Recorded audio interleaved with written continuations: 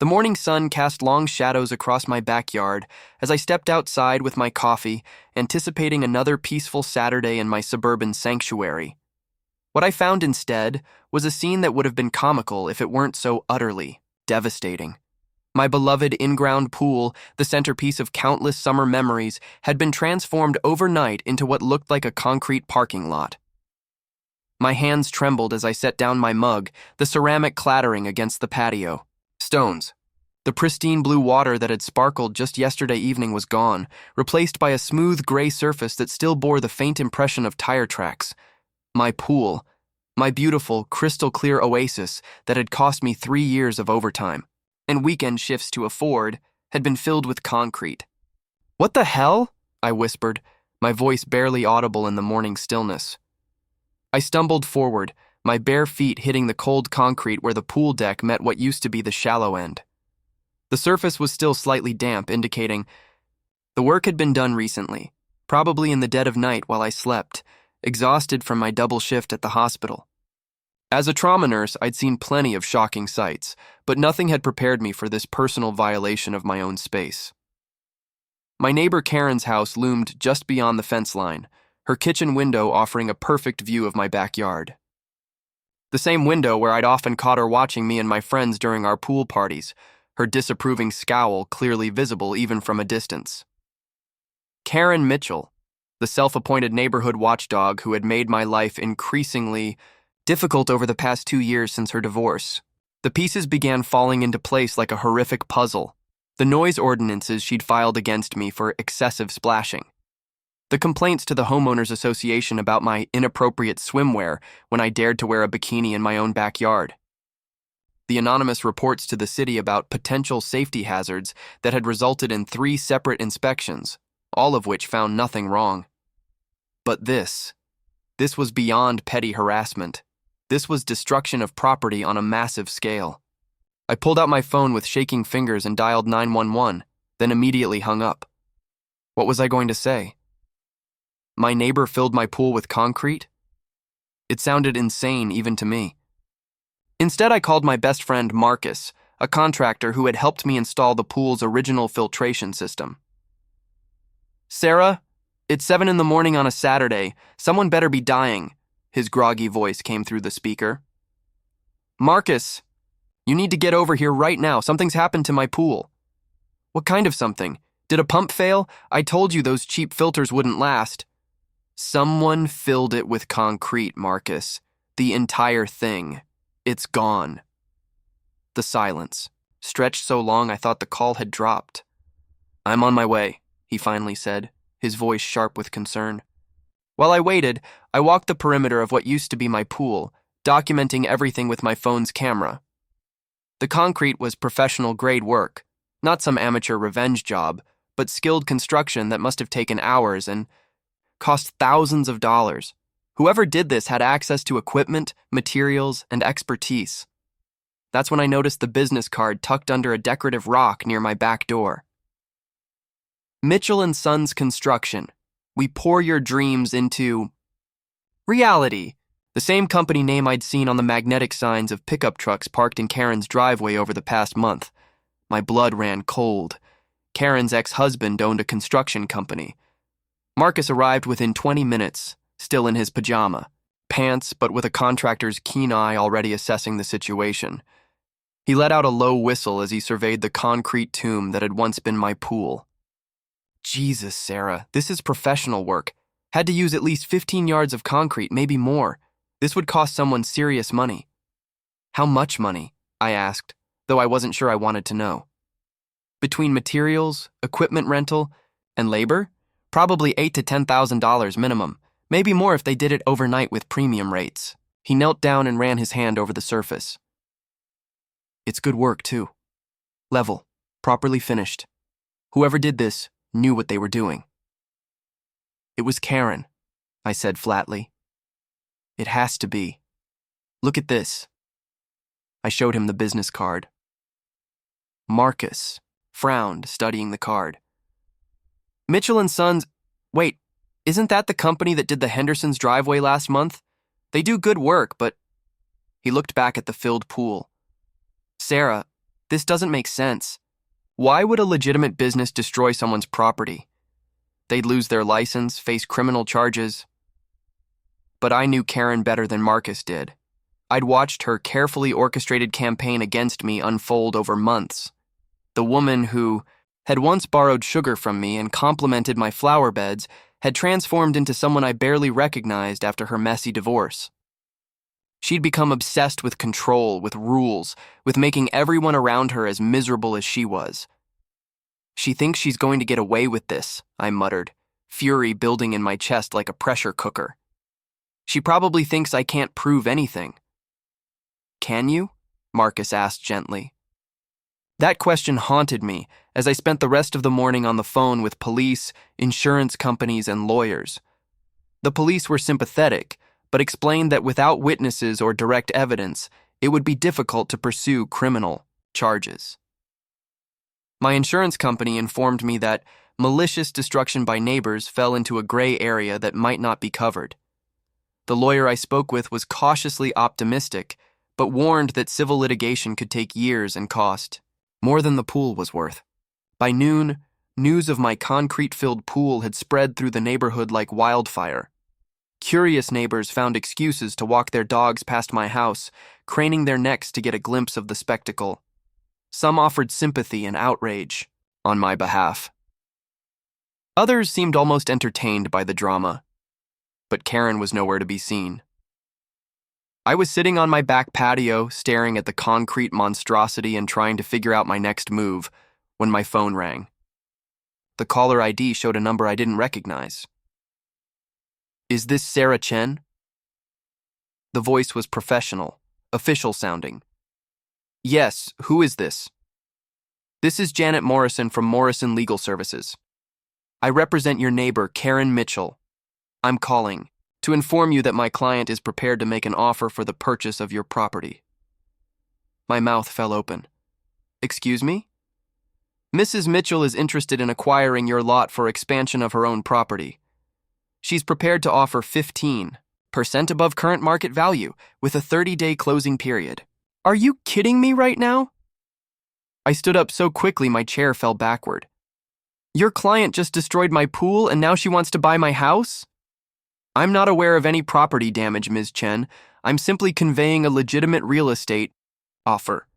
Mrs. Mitchell believes you might be motivated to sell given the complications with your pool situation. The audacity was breathtaking. Karen had destroyed my pool to force me to sell my house to her. It was extortion dressed up as a real estate transaction. Tell your client she can go straight to hell, I said, and hung up. But as I sat there in the afternoon heat, staring at what used to be my sanctuary, I realized Karen had played this perfectly. She'd made my home unlivable while positioning herself as the solution to my problem. The pool couldn't be easily repaired, the concrete would have to be jackhammered out, the plumbing and electrical systems would likely be damaged, and the cost would be astronomical. She thought she'd cornered me. She thought I'd be desperate enough to take her offer and disappear quietly. Karen Mitchell had no idea who she was messing with. I'd spent 5 years as a trauma nurse, dealing with life and death situations where thinking quickly and staying calm meant the difference between saving someone and losing them. I'd handled medical emergencies, difficult families, and hospital politics with grace under pressure. If Karen wanted to play games, she'd picked the wrong opponent. As the sun set on what had been the worst day in recent memory, I made myself a promise. Karen might have won this battle, but the war was far from over. She'd shown me exactly what kind of person she really was, and now I knew what I was dealing with. I pulled out my laptop and started researching everything I could find about property, law, construction permits, and neighbor disputes. If Karen thought she could bully me into submission with her concrete statement, she was about to learn just how wrong she could be. The game was on, and I intended to win. 3 weeks into my investigation, I was running on pure determination and very little sleep. My dining room table had become a war room, covered with printouts of property records, construction permits, and neighbor testimonies. I'd discovered that Karen's ex-husband, Robert Mitchell, had indeed owned Mitchell & Sons Construction. But there was a problem with my theory. The company had been sold 6 months ago.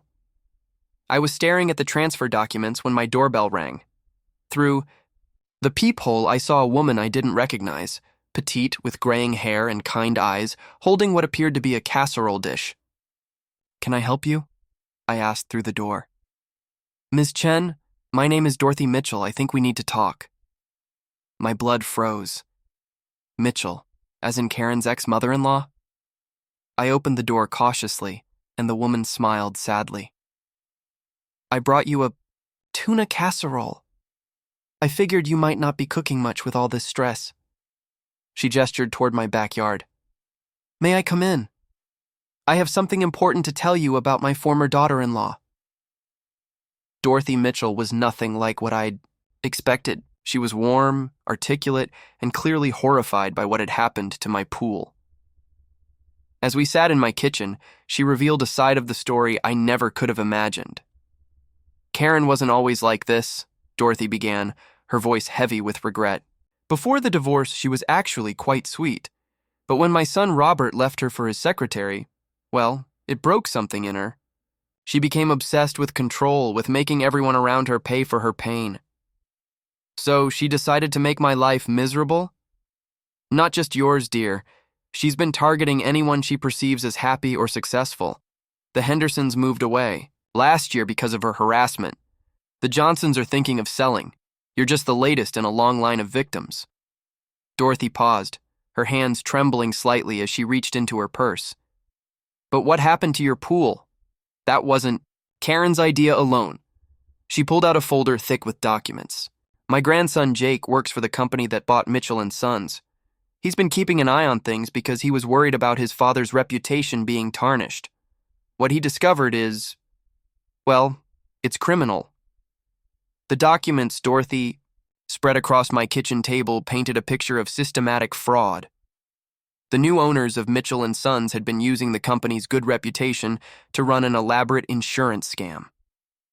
They would deliberately sabotage properties, then offer their services to fix the damage at inflated prices, splitting the insurance payouts with complicit adjusters. "Karen approached them about getting revenge on you," Dorothy continued. "She paid them $5,000 to fill your pool, thinking it would force you to sell. But what she didn't know is that they were planning to approach you afterward, claiming they could fix the damage for $30,000, money they intended to bill to your insurance company using fraudulent documentation." My head was spinning. So Karen was just a pawn in a bigger scheme? Exactly. And when you refused to play along, they realized they had a problem. A concrete-filled pool with no insurance claim meant no payday for them, and potential exposure of their entire operation. "What are you saying?" Dorothy's expression grew grave. "They're going to try to silence you, Sarah. My grandson heard them discussing it. They think you're getting too close to the truth." As if summoned by her words, my phone rang. The caller ID showed Mitchell and Sons Construction. "Don't answer it," Dorothy whispered urgently. But I was tired of being afraid. I answered the call, putting it on speaker so Dorothy could hear. "Ms. Chen, this is Tom Bradley from Mitchell and Sons. I understand you've been asking questions about work done in your neighborhood." "You mean the work you did illegally on my property?" A pause. "I think there's been a misunderstanding. We'd like to meet with you to discuss a resolution. Are you available this evening?" "I'm not meeting with anyone who destroyed my pool." "Ms. Chen, I think you should reconsider. It would be unfortunate if your investigation led to complications for other homeowners who might have benefited from our services. The Hendersons, for instance, were very happy with their driveway work. It would be a shame if that project came under scrutiny." The threat was clear. They were saying they'd implicate innocent neighbors in their fraud if I didn't back down. After I hung up, Dorothy and I sat in stunned silence. Then she did something I never expected. She smiled. "You know what, dear? I think it's time we turn the tables on all of them." "What do you mean?" "Karen destroyed your pool thinking she was clever. These criminals thought they could intimidate you into silence, but they've all made one crucial mistake." "Which is?" They underestimated a trauma nurse who's used to fighting for people's lives. Dorothy's plan was audacious. As Robert's ex-wife, she still had access to financial records from their divorce proceedings. She'd been quietly documenting Karen's escalating behavior for months, building a case for harassment. Her grandson Jake had been collecting evidence of the construction company's fraud from the inside. And now, with the phone call threatening other neighbors, we had evidence of extortion. But we need to be careful, Dorothy warned. If we're going to take them down, we have to do it right. One mistake and they'll destroy the evidence and disappear. What do you need me to do? Tomorrow night you're going to meet with Tom Bradley, but you won't be alone. The next evening I sat in my living room with a wire taped to my chest, my hands shaking as I waited for the doorbell to ring. Dorothy was positioned across the street in her car with a clear view of my house. Jake was parked around the corner, ready to call the police at the first sign of trouble. And Detective Martinez, who had initially been skeptical of my claims, was listening to everything through an earpiece. When Tom Bradley arrived, he wasn't what I'd expected. He was well-dressed, professional, and accompanied by a woman who introduced herself as his business partner, Linda Torres. They looked like any other contractors coming to discuss a legitimate project. "Ms. Chen, thank you for agreeing to meet with us," Tom said as they settled into my living room. "I think we can resolve this situation to everyone's satisfaction." "By resolve, you mean cover up the fact that you illegally filled my pool?" Linda leaned forward. "What happened to your pool was an error in judgment by one of our subcontractors. We're prepared to make it right." "How?" "We'll remove the concrete and restore your pool to its original condition, at no cost to you. In exchange, you agree to stop your investigation and sign a non-disclosure agreement." It was exactly what Dorothy had predicted they'd offer. "And if I refuse?" Tom's demeanor shifted slightly. "Well, as I mentioned on the phone, your investigation might complicate things for your neighbors. The Hendersons, for instance. Their driveway project involved some irregularities that could result in insurance fraud charges if examined too closely." "You're saying you'd frame innocent people?" "I'm saying investigations sometimes uncover things that were better left buried," Linda said coldly. That's when I played my ace. "You mean like the 17 other properties you've sabotaged over the past year?" The color drained from both their faces. Tom started to stand, but I continued. "Jake Mitchell has been documenting everything. The fake damage reports, the inflated repair estimates, the kickbacks to insurance adjusters. Did you really think you could run a multi-million-dollar fraud operation without someone noticing?" Linda's hand moved toward her purse, but she froze when Detective Martinez's voice came through my hidden speaker. "This is the police. The house is surrounded. Exit through the front door with your hands visible." What followed was like something out of a movie.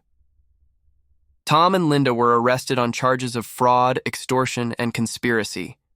Karen, who had been watching from her window, was taken into custody as an accessory. The investigation ultimately uncovered a network of corruption involving construction companies, insurance adjusters, and crooked contractors across 3 states.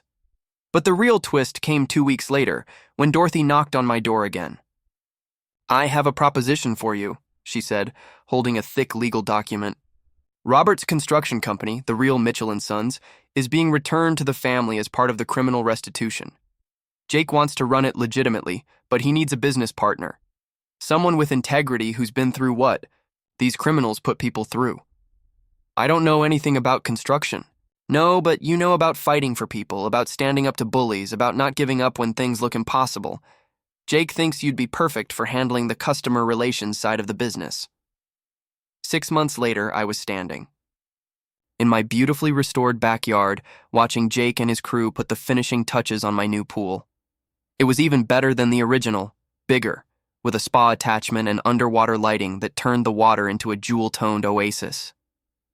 Karen's house had been sold to pay for her legal defense and the restitution she owed me. The new owners were a lovely young couple with 2 small children who had already asked about pool maintenance services. Dorothy had moved into a small apartment nearby and had become like a surrogate mother to me. She often joined me for evening swims, and we'd laugh about how Karen's attempt to destroy my life had actually led to one of the most rewarding friendships I'd ever had. But perhaps the most satisfying moment came when I received a letter.